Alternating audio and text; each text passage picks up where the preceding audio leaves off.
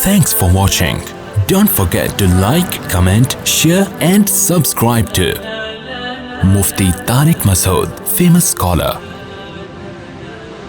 میں پھر بتا دوں، میں آپ کے بچوں کو اسکول جانے سے منع نہیں کر رہا، کیونکہ آپ کے پاس کوئی آپشن ہی نہیں ہے، تعلیم تو دلانی ہے نا، لیکن بہت خیال کیا کرو، بہت زیادہ، یہ بچہ کن لوگوں کے ساتھ اٹھ بیٹھ رہا ہے، ٹیچر اس کو کیا سکھا۔ پہلے زمانے میں اس کا بڑا خیال ہوتا تھا کہ علم حاصل کس سے کیا جا رہا ہے، کس سے سکھایا جا رہا ہے۔ وہ خود ایسا تو نہیں ہے کہ وہ اللہ اس کے رسول کا باغی ہو، خود اپنے ماں باپ سے بھاگا ہوا وہ ہے بھائی۔ تو یہ ڈر ہوتا تھا کہ ٹیچر کے اثرات شاگرد میں منتقل ہوتے ہیں۔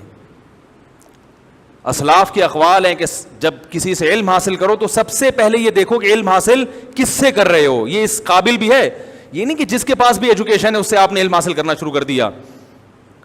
جب آپ کسی کو اپنا علمی رہنما بناتے ہیں تو اس کے اخلاق بھی آپ کی طرف منتقل ہوتے ہیں، لاشعوری طور پر منتقل ہوتے ہیں، کیونکہ وہ روحانی باپ ہوتا ہے۔ جو ٹیچر ہے وہ ایک قسم کا باپ ہے آپ کا، تو بیٹے میں باپ کے اثرات آتے ہیں کہ نہیں آتے؟ باپ کنجوس ہو تو اکثر اولاد بھی کیا ہوتی ہے؟ کنجوس۔ باپ سخی ہو تو اکثر اولاد بھی کیا ہوتی ہے؟ اس کے خلاف ہوتا ہے کبھی کبھار، تو ٹیچر کے اثرات بھی آتے ہیں۔ صرف اس چیز کو فوکس کیا جا رہا ہے کہ بچے کے پاس ایجوکیشن ہونی چاہیے، بچہ انسان کا بچہ بنے، اس کی کوئی اہمیت نہیں ہے۔ وہی بچہ بڑا ہو کر ماں باپ کے چترول لگاتا ہے، طبیعت سے دھوتا ہے ان کو، پھر پریشان ہوتے ہیں ہمارا بچہ بگڑ رہا ہے، پھر استخارے نکال رہے ہیں، پھر وہاں سے وظیفہ لے رہے ہیں، پھر وہاں بھائی تم نے تربیت کی کوئی کوشش ہی نہیں کی اس کو۔ علماء کے تو تم نے صبح و شام اس کو خلاف بول بول کے مولوی ایسے، مولوی کے پاس نہیں بیٹھنا۔ ایک ڈاکٹر صاحب تھے تبلیغ جماعت والے، ان کے گھر چلے گئے، مجھے واقعات یاد آتے ہیں بچپن کے۔ جب تبلیغ والے ان کے گھر گئے، ان کے بچوں کو باہر نکالا، دعوت دی، تو وہ ڈاکٹر صاحب آئے تل ملاتے ہوئے، میرے بچوں کو خراب نہیں کر دینا، اور وہ اتنا ڈانٹ کے بھگایا کہ میرے بچوں کو خراب نہیں کر دینا۔ تو وہ ہمارے بھی دوستی یاری تھی ان جماعت کے ساتھیوں سے، تو وہ کہنے لگے یار اتنا بھی ہم کوئی ڈاکو ہیں، چور ہیں، کم از کم جب باہر آ گئے تھے دعوت سننے تو دیتے نا کم از کم۔ اتنا تکبر کہ ڈانٹ کے بھگا دیا کہ میرے بچوں کو۔ میں نے کہا یہ ڈاکٹر صاحب کچھ دنوں کے بعد بھگتیں گے اور خود تبلیغ والوں کو پکڑ رہے ہوں گے، میرے بچے خراب ہو گئے ہیں، ان کو کس طرح سے صحیح کیا جائے۔ اور لوگ پھر شروع میں تو کر رہے ہوتے ہیں اور بعد میں پھر وہ تلاش کر رہے ہوتے ہیں، پھر وظیفے پڑھ رہے ہوتے ہیں۔ میں کہا تو اب بگڑ گیا بھائی، اب بہت مشکل ہے سدھرنا، ایک دفعہ بگڑ جائے پھر لائن پہ آنا بڑا مشکل ہے۔ تو آپ کو جو بھی ڈاکٹروں میں سدھرے ہوئے نظر آ رہے ہیں، باپ اور ماں کا احترام کرتے ہوئے نظر آ رہے ہیں، آپ کو ایجوکیٹڈ لوگوں میں جو بھی اچھے نظر آ رہے ہیں، یہ یونیورسٹیوں نے اچھا نہیں بنایا، یہ اس تعلیمی ماحول نے اچھا نہیں بنایا، یہ ان کے ماں باپ کی تربیت ہے، خاندانی اثرات ہیں جو ابھی تک چلے آ رہے ہیں، یا کہیں تبلیغ میں اٹھا بیٹھا ہوگا، یا کسی علماء سے ان کا تعلق ہوگا، یا ویسے ہی قدرت میں بھی اللہ کی طرف سے بھی کچھ لوگوں میں ایسے سافٹ ویئر انسٹال ہو جاتے ہیں ادب تمیز والے، ٹھیک ہے نا، وہ ان کو بگاڑنا بڑا گاڈ گفٹڈ بھی تو ہوتی ہیں نا کچھ چیزیں۔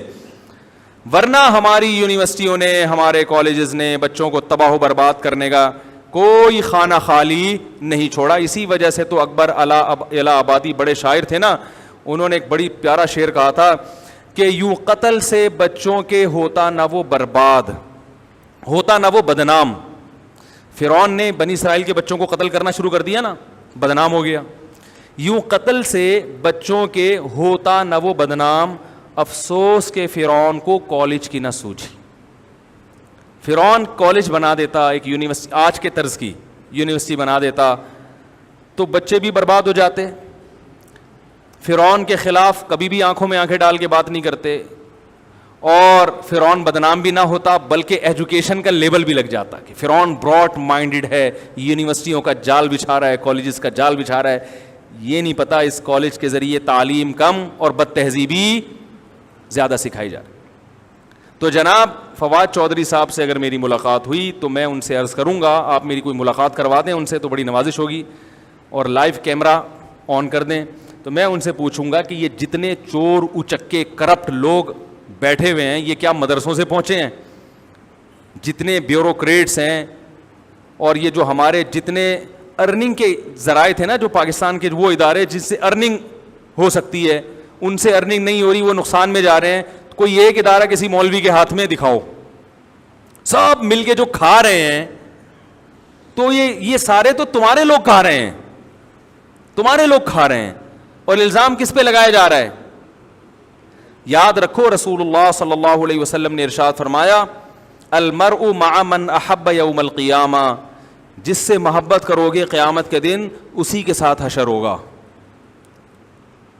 ایک صحابی نبی صلی اللہ علیہ وسلم کے پاس آئے, انہوں نے عرض کیا یا رسول اللہ المرء یحب القوم ولیس منہم, ایک آدمی کسی سے محبت کرتا ہے مگر ان میں سے ہے نہیں, تو کیا حال ہوگا اس کا؟ آپ نے فرمایا المرء مع من احب یوم القیامہ, انسان قیامت کے دن اسی کے ساتھ ہوگا جس سے اس کو محبت ہوگی. تو یہ جو صبح و شام مولوی ایسے علماء ایسے مدارس ایسے یہ دہشت گردی سکھا رہے ہیں, جاوید غامدی صاحب نے بھی ایک الزام لگایا مدارس پر کہ یہ دہشت گردی سکھا رہے ہیں. ہم نے اس وقت بھی چیلنج کیا کہ مدارس کے نصاب میں جو کتابیں پڑھائی جا رہی ہیں, آپ تو بڑے ماسٹر ہیں حوالوں کے, لوگ کہتے ہیں آپ دلیل کے بغیر کوئی بات نہیں کرتے, آپ کو تو حوالے رٹے ہوئے ہوتے ہیں.